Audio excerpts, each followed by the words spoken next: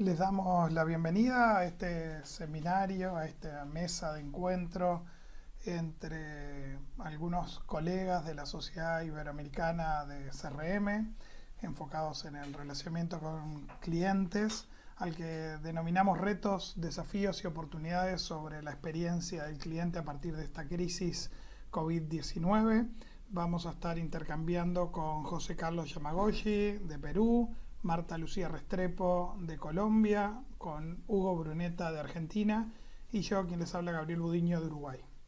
Para comenzar le damos la palabra a Hugo. Adelante, Hugo, por favor.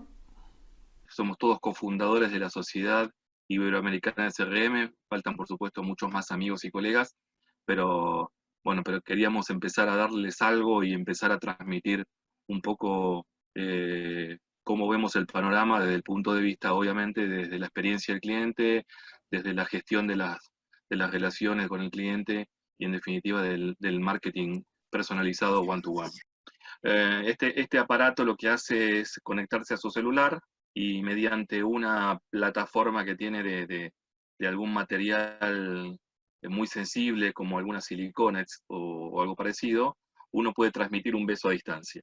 Entonces, cuando yo estaba mostrando esta imagen de esto que sí existe, o por supuesto que no es una ficción, la gente hace 3 o 4 veces lo miraba como algo que, ¿para qué lo querría, no? Y yo estaba pensando esta mañana cuando preparaba la charla, no sé si ahora lo querrían o no, pero digo, tomó otra connotación, o sea, hasta la experiencia del beso tomó otra connotación. ¿Cuántos de nosotros querríamos, aunque sea abrazar a algún ser querido? Eh, no es una relación nada más que de pareja, ¿no? Darle un abrazo a un padre que no lo podemos ver porque es un grupo de riesgo, o algún amigo. Nosotros, bueno, en Argentina, por ejemplo, y en Uruguay también, nos saludamos con bastante acercamiento físico, inclusive entre hombres. Los que han estado en Argentina y Uruguay saben que entre hombres nos saludamos inclusive con un beso. Entonces, todo esto hace que haya cambiado la experiencia no solamente del cliente, sino que haya cambiado la experiencia de la persona en general. Entonces, como ustedes saben, las experiencias están formadas por las expectativas y la gran pregunta nos hacemos hoy, ¿cuáles van a ser las expectativas que se están formando? ¿Cuáles son las expectativas que se están formando? ¿Qué esperamos que pase para cuando todo esto termine? Que por supuesto yo no tengo dudas y creo que nadie la tiene, que va a terminar y nos va a dejar una marca en el corazón, algunos más profundas que otras, pero ¿cuáles van a ser nuestras expectativas? ¿No? Y lo que yo noto hoy, por ejemplo, es una super sensibilización en cuanto a lo que nos dicen, cómo nos lo dicen. Ustedes pueden observar en las redes sociales cómo la gente toma temperatura por algo que en otro momento hubiese sido algo gracioso. Yo mismo fui parte de un comentario que hice sobre algo que para mí era gracioso. Al 80% le pareció gracioso y el otro 20% quedó indignado, pensando que yo hablaba de otra cuestión en una época de enfermedades. Digo, no sé quién tiene razón ni me importa, pero estamos hablando de que la gente se ha sensibilizado mucho más de lo que lo estaba, y al terminar esta pandemia, no va a ser algo más, no va a ser algo que quede en el recuerdo, va a ser algo que nos va a cambiar la vida en los próximos años, y la forma de ser y la forma de pensar.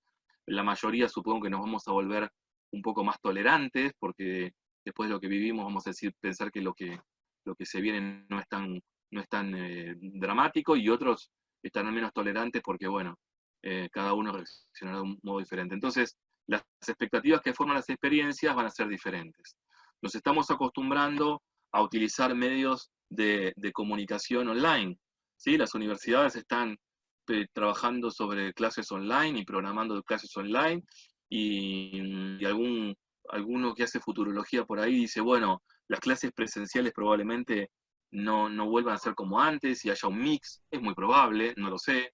La compra de insumos a través de mercados electrónicos de compra, etcétera. Entonces, la experiencia del cliente, si bien no va a cambiar sustancialmente porque seguimos siendo personas, seres humanos, con costumbres arraigadas desde hace mucho y no creo que 4, 5, 6, 7 meses, un año de una experiencia negativa nos cambie mucho, pero creo que sí las empresas van a tener que tomar en cuenta estas cuestiones para empezar a trabajar sobre lo que es la experiencia del cliente de una forma mucho más seria.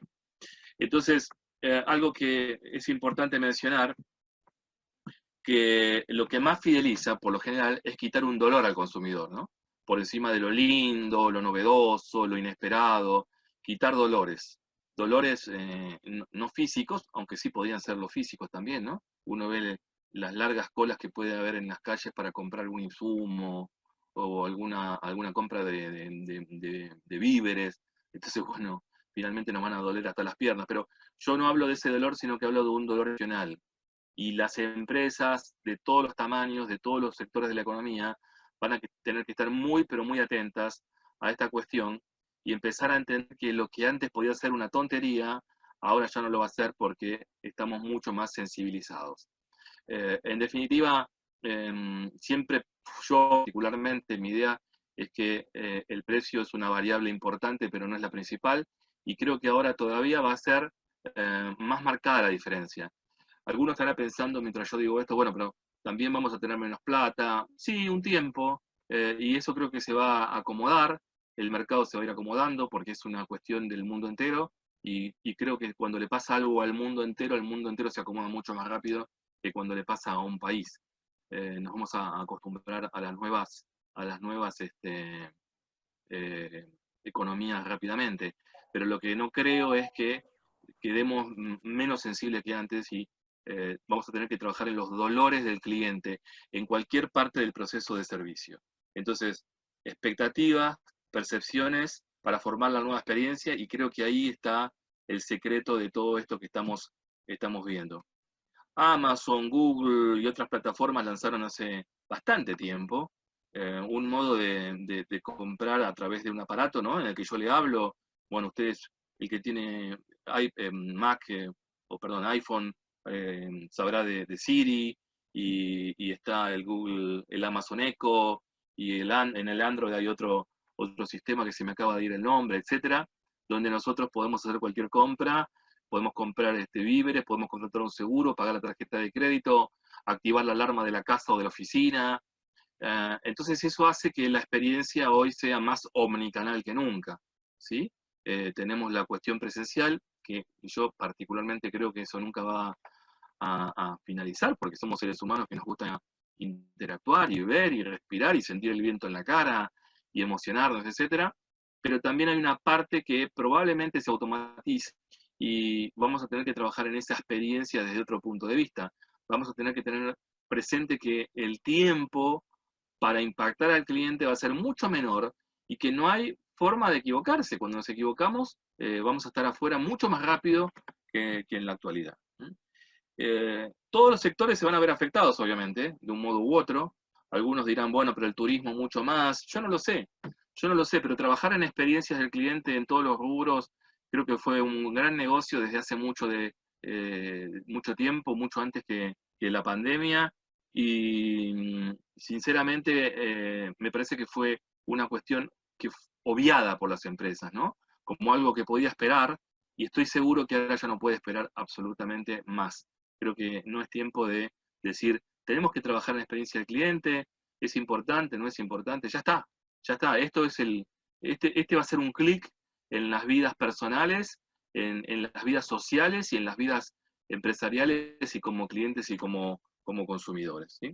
Entonces, más que nunca, voy a hacer un poco más corta mi charla por el tiempo que tuvimos que perder, más que nunca diferenciar entre lo que es servicio al cliente, de experiencia al cliente. El servicio al cliente siempre lo necesitamos, ¿sí? No podemos creer que saludar a un cliente por la mañana es experiencia al cliente, eso es servicio al cliente, y les diría que tiene que ver hasta también con los modales, ¿sí? Con cuestiones obvias. Servicio al cliente es entregar las cosas en tiempo y forma, que los productos funcionen como lo prometimos, una cantidad de cosas que son, hasta les diría, obvias para el cliente, pero no siempre para la marca o para el fabricante o para el proveedor de servicios. Entonces, diferenciar más que nunca servicio al cliente de experiencia del cliente. Entender que los clientes no son guiones, letras, números de clientes, números de pólizas, números de cuenta. Entender que los clientes tienen sentimientos, tienen necesidades, tienen problemas, tienen proyectos, tienen angustias, tienen felicidades, y nosotros no nos podemos sumar a darles un dolor más. Eso debería ser definitivo, entender esa cuestión. Y para pasarnos al modelo experiencial, como concepto así de cierre, y ya le paso la palabra a Gabriel, decir, el cliente me tiene a mí, ¿sí? ¿Cómo hago para que me siga prefiriendo? No pensar que el cliente es mío, el cliente me tiene a mí. ¿Cómo hago para que me siga prefiriendo? Bueno, y con este concepto final les quiero agradecer, aunque vamos a seguir conectados por si tienen preguntas al final. Y quienes necesiten la presentación, con todo gusto, la mía por lo menos, yo se las paso sin ningún problema. Así que bueno, Gabriel, te cedo la palabra y muchas gracias a todos por estar acá presentes. Lo primero, obviamente, es agradecer la oportunidad de estar acá compartiendo con ustedes. Como decía al principio, creo que este tipo de situaciones de crisis son también oportunidades de aprender, de mejorar, de descubrir, de ver qué podemos hacer distinto y qué podemos mejorar. Y hace un tiempo yo vengo bastante enfocado al tema de las comunidades y de las comunidades virtuales, donde la participación, digamos, de las organizaciones en redes sociales tiene un aspecto, pero no es el único, ¿no? Es decir, cuando hablo de comunidades, hablo de generar esos espacios donde nuestros clientes, nuestros consumidores, nuestros usuarios se encuentren, digamos, ¿no? Y que nuestra organización, nuestra empresa sea un espacio para ese encuentro, ¿no?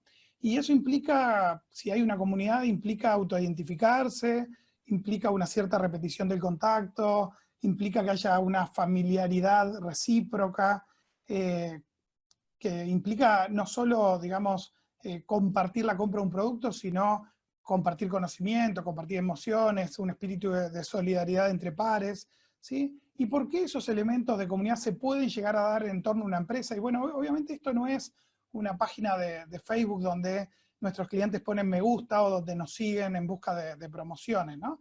Lo que estamos hablando es que muchas organizaciones están en capacidad o tienen por sus características la posibilidad de crear verdaderas comunidades en torno a sus conjuntos de soluciones o de productos o de servicios. Por lo tanto, para desarrollar esta idea de una comunidad de usuarios, una comunidad de clientes, deberíamos pensar en primer lugar que la empresa va a ser un actor más de esta comunidad y no el protagonista, ¿no? Estamos como muy acostumbrados a un mundo porque así lo hicimos durante muchos años, de streaming, ¿no? De un broadcaster enorme, donde alguien tiene el poder y ese es el que comunica y el resto escucha. Y en realidad lo que ha dado vuelta a los medios sociales y la generalización de Internet es justamente a esto de empoderar a los individuos de esa comunidad. Entonces, ¿cuál es la propuesta cuando hablamos de comunidades? La propuesta tiene que ver con escuchar, ¿no? Escuchar un poco más a nuestros clientes, no solo escuchar cuando nos dicen en forma directa cosas, sino cuando hablan entre ellos, ¿sí? Cuando crean sus propias canales de comunicación y canales de discusión en torno a nuestros productos o servicios, ¿no? Entonces, si en redes sociales la clave es la interacción, obviamente no va a alcanzar con ser leído, con ser escuchado y tratar de llegar a la vista de nuestros posibles clientes, sino también generar una capacidad de diálogo y una capacidad de escucha, ¿no?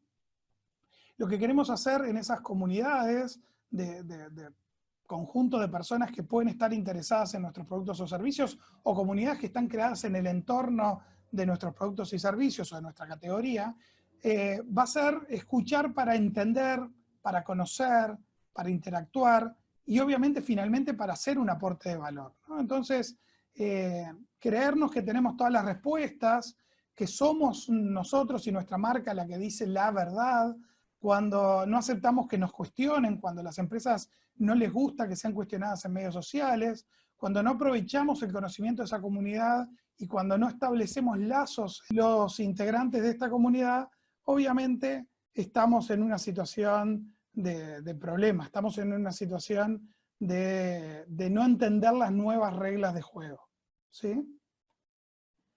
Entonces, ¿para qué entonces desarrollar esas comunidades en un entorno como estos de crisis?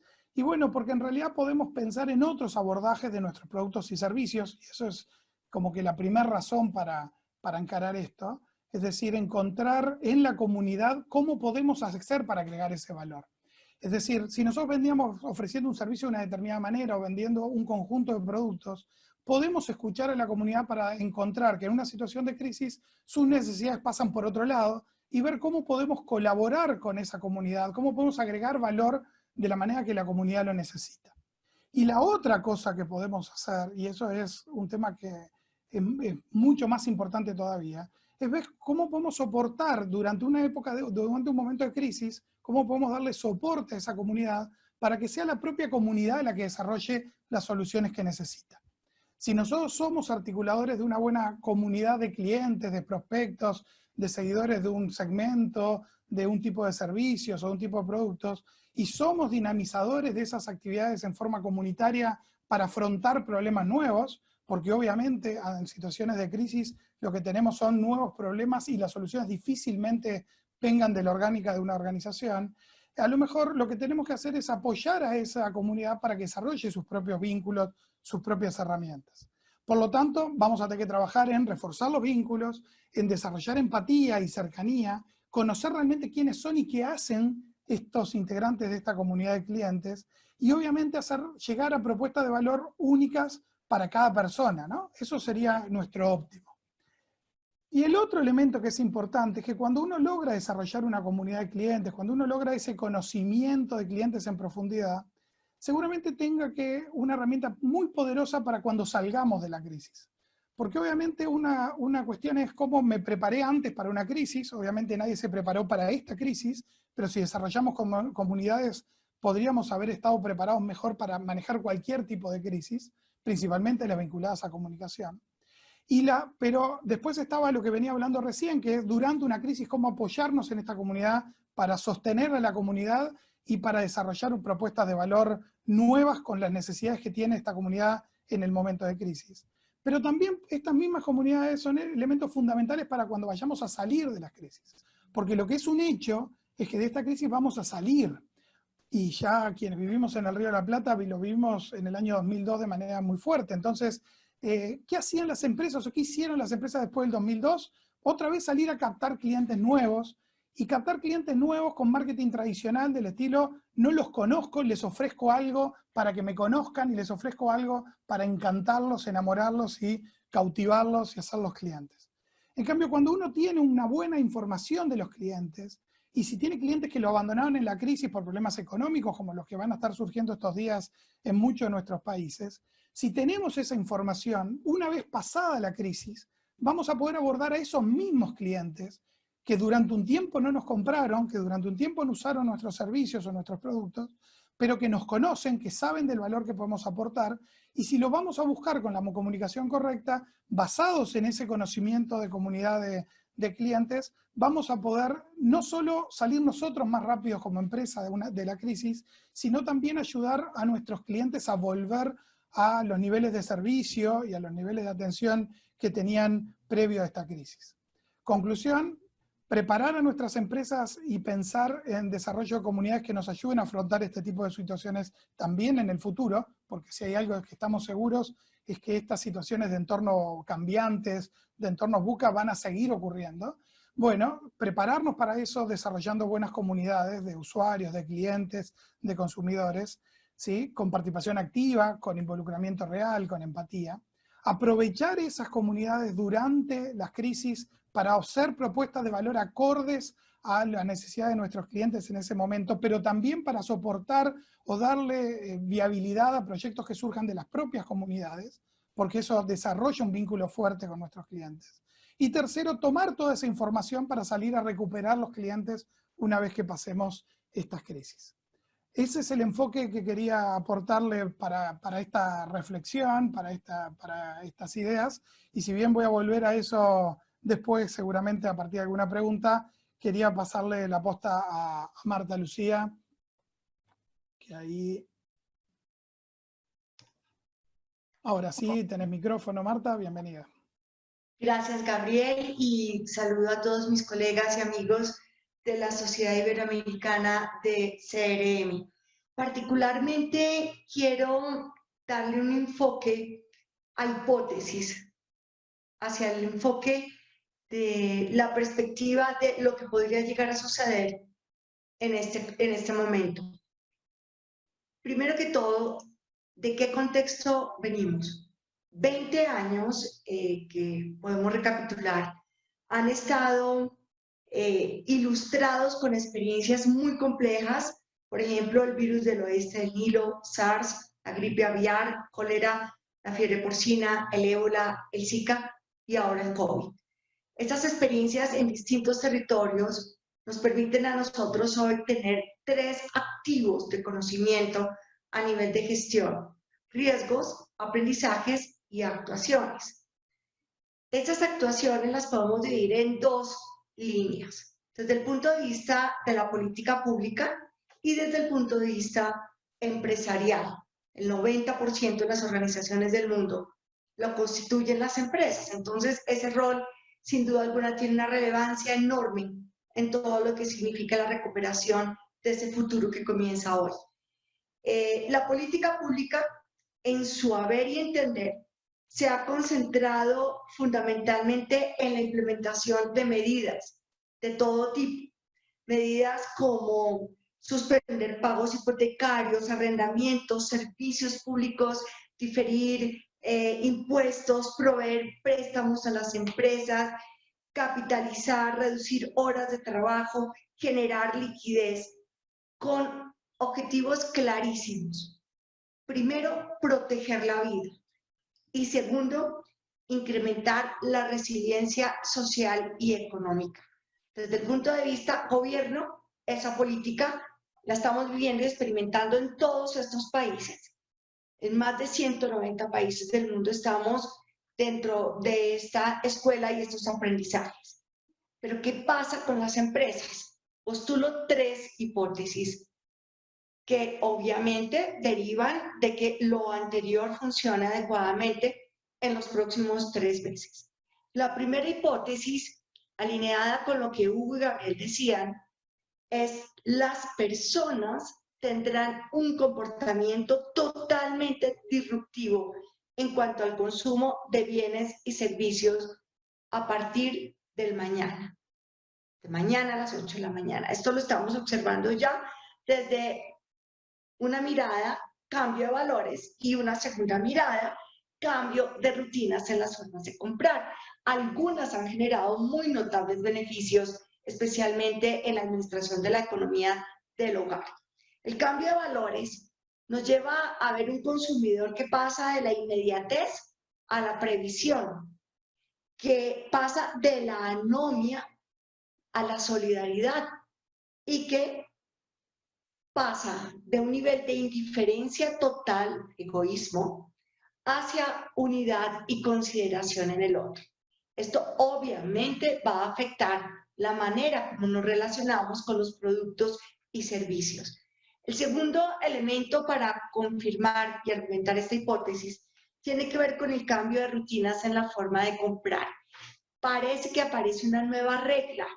Esa nueva regla tiene que ver enormemente con todos los escenarios y todas las plataformas virtuales, online, offline, como ustedes quieran determinarlo, pero es no al contacto físico. Esta nueva regla del juego nos lleva a nosotros a entender que el canal digital asume una importancia preponderante en el intercambio de bienes y servicios. Pongo un ejemplo de cifras de Radar, empresa de investigación en Colombia, que nos muestra cómo el 35% de las transacciones se han hecho a través de domicilios, pero las solicitudes en el 90% de los casos se han hecho a través de plataformas. Es decir, la plataforma online tiene que prepararse para crear unos estándares de experiencia inmediata autoservicio, ética, con la incorporación de la tecnología y de la ingeniería en la gestión del marketing. Profundizo más en ello, tenemos que entrar a mirar qué quiere y qué necesita el cliente para avanzar en ese enfoque. Segunda hipótesis. Esta segunda hipótesis tiene que ver con el alma del CRM, de nuestro modelo de gestión de clientes. Y la leo literal. La circulación de la información digital crea un nuevo modelo de comunicación para las marcas.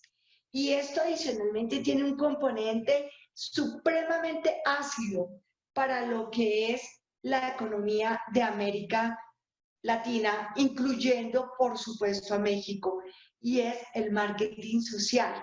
Este marketing social implica un compromiso notable con nuestro gap de pobreza. Los retos que se plantean a las empresas, entonces, tienen que ver con pobreza y gap tecnológico. ¿Cómo vamos a solucionar ese tema si la nueva regla del juego es no me toques y no te toco? Segunda cosa, ¿cómo llevar esta transformación digital a la estructura social? Ya no es para la empresa. Necesitamos que en todos los espacios populares, en todas las estructuras económicas, donde entendemos estratos socioeconómicos, haya acceso y capacidad de uso en equidad de las condiciones tecnológicas. Y tercera cosa importante, que lo sabemos que ha sucedido, llevamos 25 años trabajando con mis colegas en este tema de la información y sabemos que muchas empresas no dieron oportunamente el salto hacia el escenario de la información y la administración de la misma. Tercera hipótesis, para redondear el tema, la asocio directamente con la empresa. Las empresas están entonces obligadas a asumir su propósito social, ya no solamente el propósito económico del resultado, el propósito que interesa al concepto de productividad económica. Tenemos que dar un especial alerta a lo que significa lo social y la responsabilidad en tres frentes. Solidaridad con los más pobres, con nombre propio. Segunda cosa, sostenibilidad del modelo económico de las organizaciones que nacen y se gestan en América Latina. Y tercero, valiosísimo, un impulso a los emprendimientos dentro de los territorios en los cuales estos emprendimientos pueden generar valor. Recordemos que esa apuesta que han hecho los gobiernos de nuestros países de estimular toda esta nueva momento por un cierre de oportunidades de oferta-demanda de los mismos.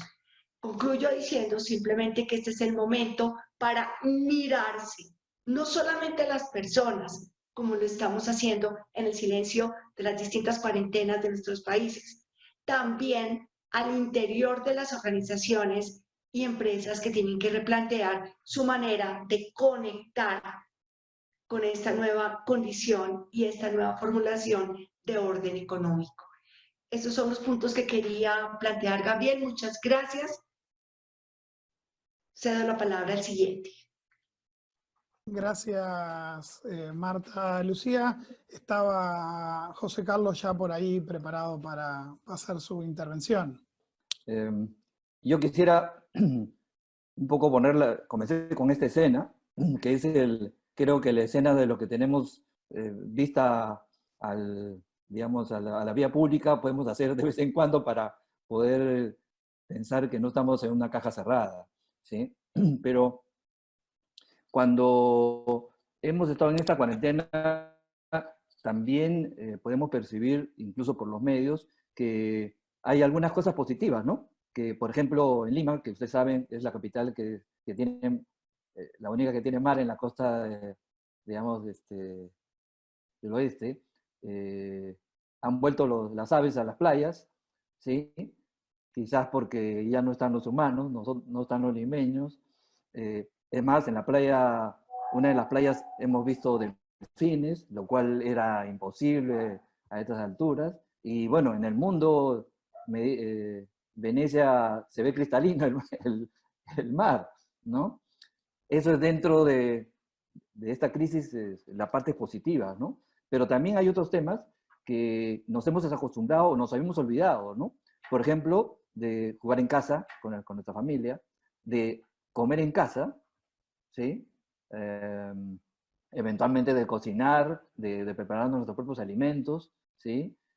¿Cómo no? Estudiar con teleeducación, eventualmente de vez en cuando, y quisiera hacer un poco más, pero ejercitarse en casa, y cómo no, el teletrabajo, hemos seguido dictando cursos continuamente, y mis alumnos que están conectados me podrán indicar que esta semana he tenido 4 tardes largas de 4 horas, ¿sí? Entonces, esas son las cosas, digamos, que nos ha dado la cuarentena, ¿sí? Sin embargo, quiero volver a China, donde ellos ya están en Wuhan, y he tomado por cortesía de Laureano Turienzo, una fotografía de las nuevas condiciones de Wuhan, la ciudad cero, digamos, ¿no? Y vean ustedes este mall en Wuhan, en China, y por un lado tenemos al cliente con nuevos patrones de comportamiento, nuevos consumidores, obviamente con nuevos hábitos, desconfiado, temeroso, con la distancia social, y por otro lado, los empleados o los colaboradores de la empresa esterilizando los pasillos y las escaleras cada 2 horas, distancia con los clientes, o sea, es una nueva forma de relacionarnos con los clientes distanciados, aunque suene un poco contradictorio. Y esto me lleva a pensar la necesidad de repensar el negocio, ¿sí? Sentimos muchas veces que ya no, las cosas no van a ser lo mismo. En algunos casos hay negocios que están a punto de, digamos, de sufrir un colapso, y entonces, ¿cómo hacemos para reestructurar, repensar el negocio, ¿no? Y definitivamente tenemos que adaptarnos a las nuevas condiciones, ¿no? Y esto implica tanto temas financieros, que seguramente será lo principal, y en algunos gobiernos, como en el caso nuestro, esperamos un paquete importante de 12 puntos del PBI que ayude a las empresas menores de 10 personas fuertemente, pero también hay un tema operativo, ¿sí? Y comercial, indudablemente, ¿no? Y sobre este punto es que quisiera comentar la siguiente lámina, que tiene que ver con el go-to-market. Como saben, es la nueva denominación de cuando se le llaman al canal y a la promoción. Ahora que está de moda cambiar a las 4P, entonces hablamos de las 2 primeras P, serán la propuesta de valor, y las otras 2 P, el go-to-market, ¿sí? Canal y promoción. Y aquí cabe notar lo fundamental que van a ser los canales online para permitir bajar los costos de atención a los clientes, y esto va de la mano con este distanciamiento social y el ahorro de costos, fundamental. Entonces tenemos que estar preparados para eso, ¿sí? Otro punto importante es el trabajo en casa, ampliando todas las áreas funcionales posibles, es decir, ya no solamente las áreas eventualmente gerenciales o jefaturales, sino eventualmente todas, y esto implica interconexión remota con los sistemas transaccionales, eventualmente de RP, etcétera, trabajo en casa, etcétera. Entonces, cada vez se va a reestructurar de una manera distinta, parafraseando los coworking. Hablaremos de miles de coworking en las casas de cada uno, ¿sí? Otro punto importante también a tener en cuenta es, si me pregunto si los supermercados, que en la gran mayoría de países tienen preponderancia, en el Perú todavía no llega al 60%, pero las bodegas de barrio quizás vuelvan a relanzarse, en el sentido de que están más cerca del consumidor, y por lo tanto van a poder hacer los deliveries, que en este momento son los que nos ayudan en mi casa, en nuestras casas, y porque están más cercas, y porque ya lo conoces, y porque ya no tienes que salir. Entonces hay si se quiere, una menor fricción, evitar esa fricción de salir, ¿sí? Por otro lado, también tenemos el uso, obviamente, y va de la mano con el tema de los canales online, el contact center, pero añadido todo el tema de delivery a domicilios, a mejores precios y facilidades.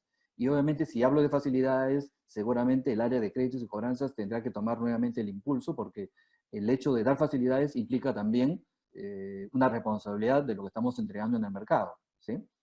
Por último, dos temas importantes en este tema de go-to-market, que es el sector turismo. ¿no? En todos nuestros países el sector turismo quizás es el más apabullado por estas medidas. Será seguramente repotenciar ya no el turismo de repente interregional, mundial, porque seguramente van a haber muchas más restricciones, sino repotenciar el turismo local, ¿sí? Y por otro lado, otro negocio también importante y sector serán los restaurantes, que, dicho sea de paso, tendrán que pasar un esquema de delivery o to go para poder justamente adaptarse a las nuevas condiciones, ¿sí? Quisiera tomar 3 minutos más, Gabriel, ¿sí? Quisiera un poco complementar este tema para no olvidar que, aunque estas medidas tienen que ver con, obviamente, las acciones comerciales y de relacionamiento con clientes, pero no quisiera olvidar el tema de que es ese customer experience, que se hablaba de la experiencia del cliente. Yo quisiera anotar que tenemos que pasar a hacer, ahora más que nunca, una planificación emocional, ¿no? Es decir, que sea emocionalmente inteligente. ¿Y qué implica esta palabrita emocionalmente inteligente? Y quisiera un poco tomar el ejemplo de la última película de los Avengers. Tenemos que poder sopesar el ritmo de las emociones, igual que en una película de Avengers, cuando vimos que pasamos de la tristeza, de la alegría, del entusiasmo, etcétera, y tenemos que manejar en nuestra experiencia del cliente este ritmo de emociones, de tal manera de poderle brindar a ese cliente, con las nuevas condiciones que estamos hablando, otro tipo de emociones, otro tipo de experiencias, pero que definitivamente no perdamos esta relación con el cliente, ¿no? Porque finalmente es una puesta en escena cada día con el cliente, ¿sí? Y quisiera terminar diciendo, revisemos los momentos de verdad, revisemos los procesos de atención al cliente para que sepamos dónde poner las IES, dónde queremos que haya una atención wow, para poder justamente desarrollar esa experiencia del cliente emocionalmente inteligente. Nada más, y esperemos que la finalización vaya bien. Gracias, Javier. Gracias, José Carlos.